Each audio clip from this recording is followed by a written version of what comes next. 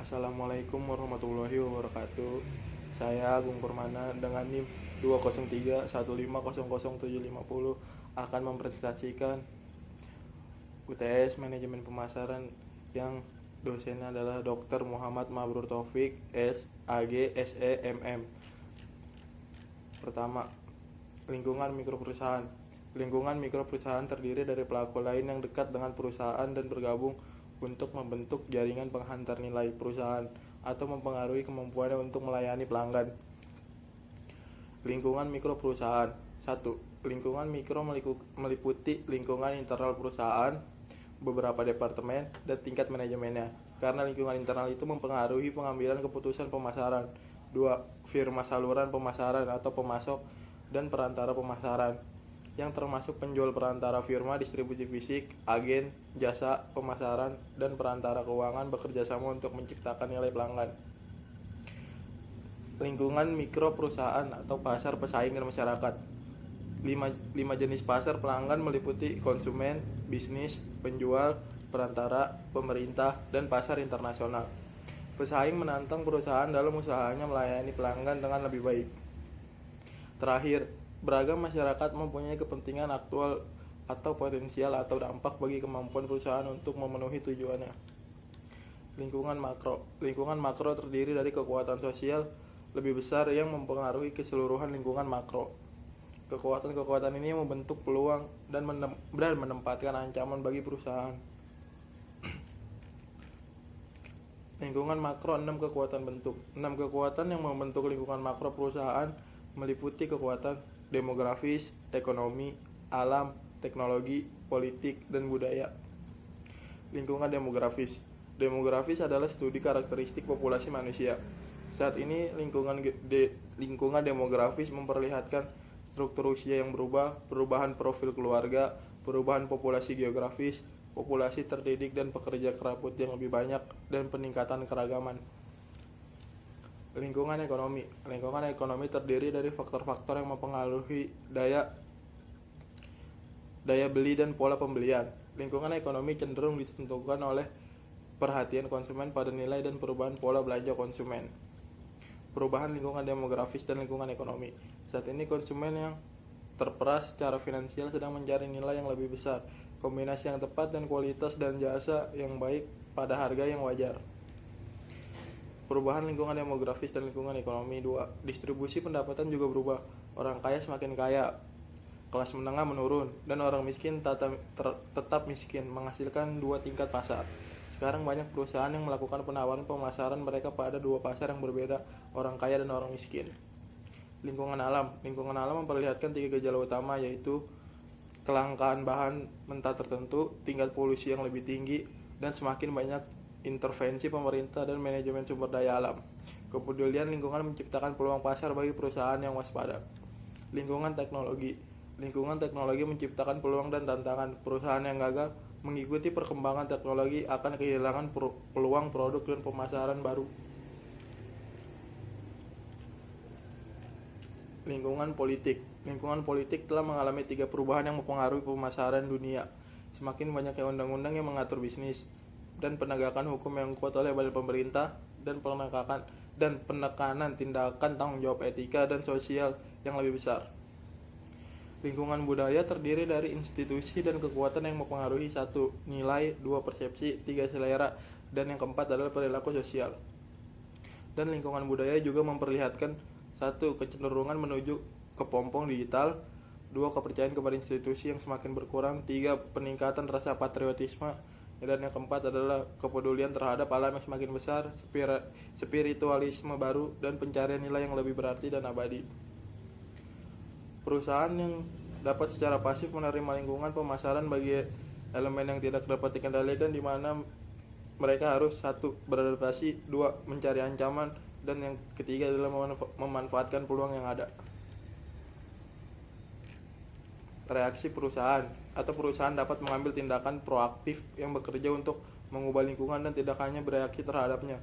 Setiap saat perusahaan harus berusaha proaktif dan tidak reaktif.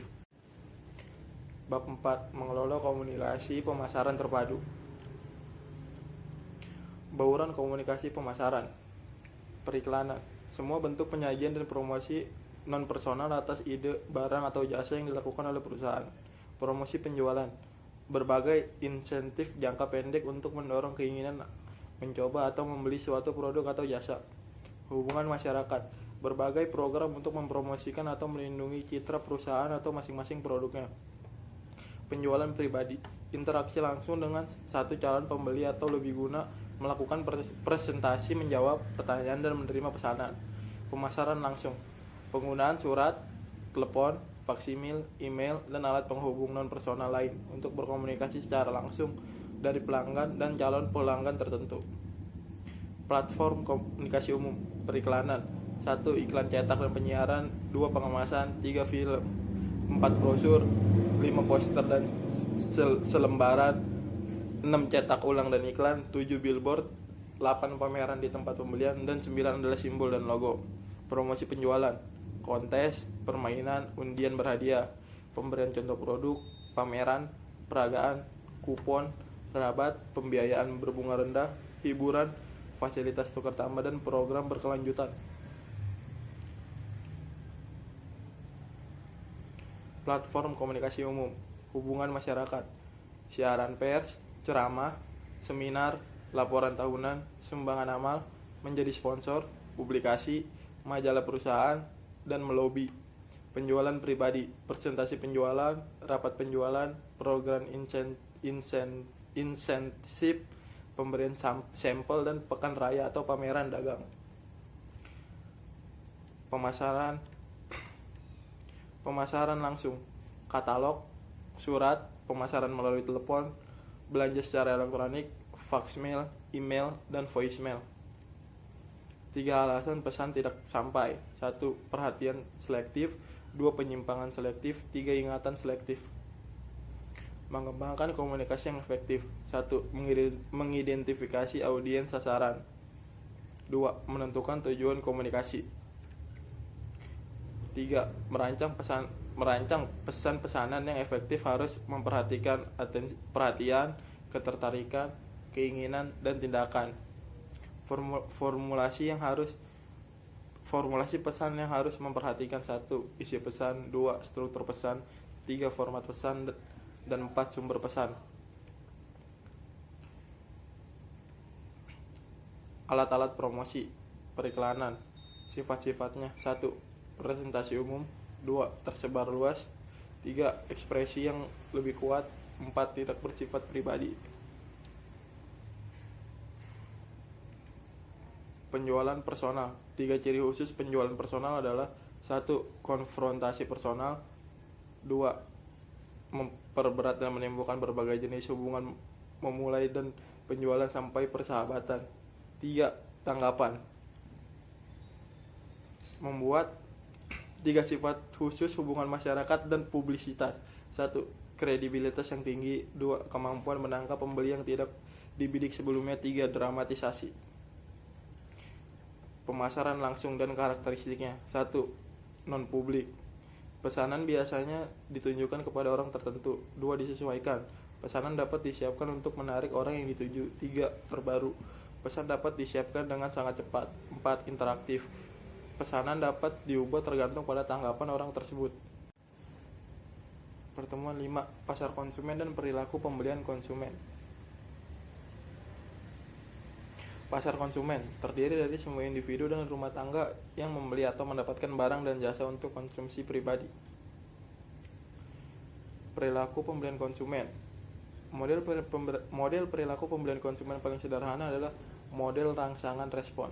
Menurut model ini, rangsangan pemasaran atau 4P dan kekuatan utama lainnya yaitu ekonomi, teknologi, politik, dan budaya memasuki kotak hitam konsumen dan menghasilkan respons tertentu. Setelah berada di dalam kotak hitam, masukan ini menghasilkan respons pembeli yang dapat diteliti seperti pilihan produk, pilihan merek, waktu pembelian, dan jumlah pembelian.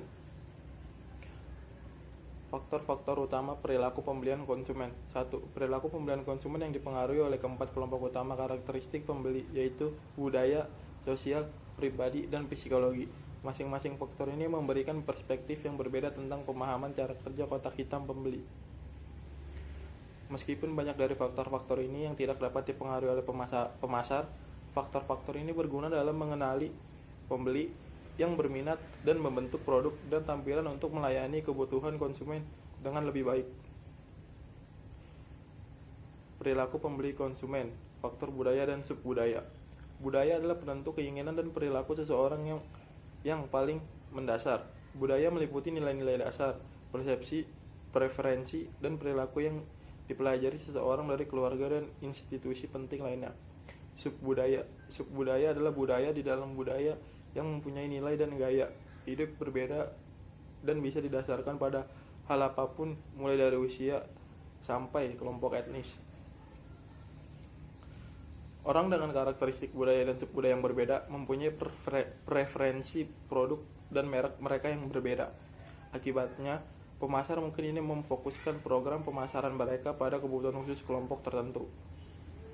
Faktor sosial juga mempengaruhi perilaku pembeli. Kelompok referensi seseorang, keluarga, teman-teman, organisasi sosial, asosiasi profesional mempengaruhi pilihan produk dan merek dagang kuat. Faktor pribadi, usia pembeli, tahap siklus hidup, pekerjaan, keadaan ekonomi, gaya hidup, dan kepribadian dan karakteristik pribadi lainnya mempengaruhi keputusan pembeliannya. Gaya hidup konsumen, keseluruhan pola tindakan dan interaksi di dunia merupakan pengaruh penting terhadap keputusan pembelian. Faktor psikologi, perilaku pembelian konsumen yang dipengaruhi oleh 4 faktor psikologi utama, yaitu 1. Motivasi, 2. Persepsi, 3. Pembelajaran, dan yang terakhir adalah keyakinan serta sikap. Tipe produk dan keputusan pembelian. Perilaku pembelian bisa sangat bervariasi, melintas berbagai tipe produk dan keputusan pembelian, antara lain perilaku pembelian kompleks, perilaku pengurangan disonansi, perilaku pembelian kebiasaan, dan perilaku pembelian mencari keragaman. Tipe produk dan keputusan pembelian. Konsumen mempunyai perilaku pembelian kompleks ketika mereka sangat terlibat dalam sebuah pembelian dan melihat perbedaan yang signifikan di antara merek.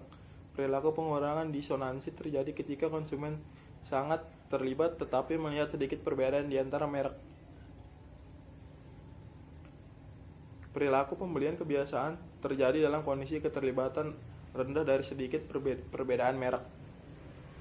Dalam situasi yang mempunyai karakteristik keterlibatan rendah tetapi anggapan perbedaan merek yang signifikan, konsumen terlibat dalam perilaku pembelian mencari keragaman. Proses keputusan pembelian. Ketika melakukan pembelian, pembeli melalui proses keputusan yang terdiri dari pengenalan kebutuhan, pencarian informasi, evaluasi alternatif, keputusan pembelian, dan perilaku pasca pembelian.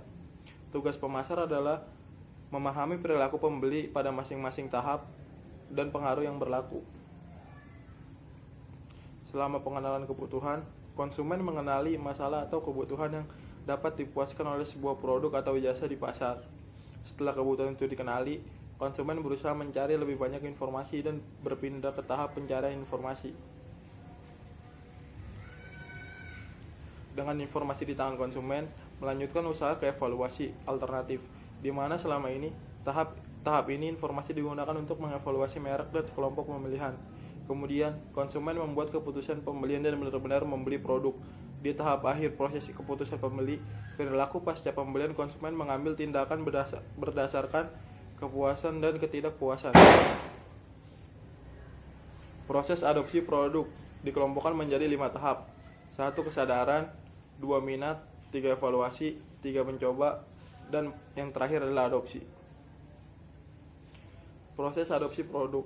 Pada mulanya, konsumen harus menyadari produk baru dan kesadaran. Bab 6. Siklus hidup produk. Siklus hidup produk adalah perjalanan penjualan dari suatu produk dalam masa hidupnya. Siklus hidup produk merupakan suatu konsep penting yang memberikan pemahaman tentang dinamika kompetitif suatu produk. Suatu produk dikatakan memiliki siklus hidup didasari oleh kenyataan bahwa 1. Produk memiliki umur yang terbatas, 2. Laba naik dan turun pada berbagai tahapan siklus. Hidup terdiri dari 5 tahap. 1. Tahap penemuan dan pengembangan produksi. 2. Tahap perkenalan. 3. Tahap pertumbuhan. 4. Tahap kedewasaan. Dan yang kelima adalah tahap penurunan. Tahap penemuan dan pengembangan produk. Dalam meluncurkan sebuah produk baru, perusahaan harus mengambil 4 keputusan, yaitu 1. Bilakah atau timing. 2. Di mana atau strategi geografis. 3. Kepada siapa atau prospek pasar sasaran. 4. Dengan cara bagaimana strategi pemasaran pendahulunya. Tahap perkenalan atau introduction. Dengan mempertimbangkan harga dan promosi, manajemen dapat mengikuti salah satu dari 4 strategi berikut ini. 1. Strategi peluncuran cepat. 2. Strategi peluncuran lambat. 3. Strategi penetrasi cepat. Dan yang keempat adalah strategi penetrasi lambat. Tahap pertumbuhan atau growth. Strategi yang dilakukan pada tahap ini adalah 1. Menyempurnakan mutu produk dan menambahkan model ciri khas produk baru dan gaya yang lebih baik. Berusaha memasuki segmen pasar yang baru, mencari saluran distribusi yang baru, mengalihkan pesan iklan dan pembentukan kesadaran akan produk kepada keyakinan dan pembelian produk. Dan yang terakhir adalah dengan menurunkan harga untuk menarik pembeli yang peka harga. Tahap kedewasaan atau maturity. Strategi yang dapat dilakukan pada tahap ini adalah 1. Modifikasi pasar, yaitu memperluas jumlah pemakai merek dan meningkatkan tingkat pemakai merek pemakai. 2. Modifikasi produk. Dan yang terakhir adalah modifikasi bauran pemasaran atau marketing mix. Modifikasi pasar. 1. Volume. Volume adalah jumlah pemakai merek kali tingkat pemakaian per pemakai. Jumlah pemakai merek dapat diperluas dengan cara mengubah orang bukan pemakai, memasuki segmen pasar baru, dan yang ketiga adalah memenangkan pelanggan pesaing. Sedangkan strategi untuk meningkatkan tingkat pemakaian per pemakai adalah penggunaan lebih sering dan lebih banyak pemakai per peristiwa dan penggunaan baru dan lebih bervariasi. Modifikasi produk. Peningkatan kualitas atau quality improvement. Peningkatan keistimewaan atau feature improvement. Peningkatan gaya atau style improvement. Modifikasi bauran pemasaran atau marketing mix. Harga, distribusi, periklanan, promosi penjualan, dan pelayanan. Tahap penurunan atau decline. 1. Mengidentifikasi produk lemah. 2. Menentukan strategi pemasaran. 3. Keputusan penghentian. Jadi, konsep siklus hidup produk sangat baik digunakan untuk menginterpretasikan dinamika produk dan pasar. Kelemahan dari konsep ini yaitu kurang dapat digunakan sebagai alat prediksi karena sejarah penjualan menunjukkan pola yang beragam dan tahap-tahapnya itu berbeda durasinya. Selain itu, perusahaan juga menemui kesulitan untuk mengetahui di tahap apa suatu produk sedang berada. Bab 7. Membentuk positioning merek. Positioning adalah tindakan merancang penawaran dan citra perusahaan agar mendapatkan tempat khusus dalam pikiran pasar sasaran. Tujuannya adalah menempatkan merek dalam pikiran konsumen untuk memaksimalkan manfaat potensial bagi perusahaan. Hasilnya adalah proposisi nilai yang terfokus pada pelanggan. Mengembangkan strategi positioning. 1. Penentuan keanggotaan kategori. 2. Mendefinisikan asosiasi titik perbedaan atau POT dan asosiasi titik paritas atau POP dengan tepat. 3. Menetapkan keanggotaan kategori. 5. Memilih POD dan POP. 6. Menciptakan POD dan POP. Strategi positioning. Keanggotaan kategori. Keanggotaan kategori adalah produk atau sekumpulan produk dengan mana suatu merek bersaing dan yang berfungsi sebagai pengganti dekat. Pendekatan umum adalah memberitahu konsumen tentang keanggotaan merek sebelum menyatakan titik perbedaan, mengumumkan manfaat kategori, membandingkan dengan contoh, dan bergantung pada menggambar produk. Positioning tumpang tindih. Titik paritas atau POP. POP adalah asosiasi yang tidak mesti unik untuk merek, tetapi dapat dimiliki bersama merek lain.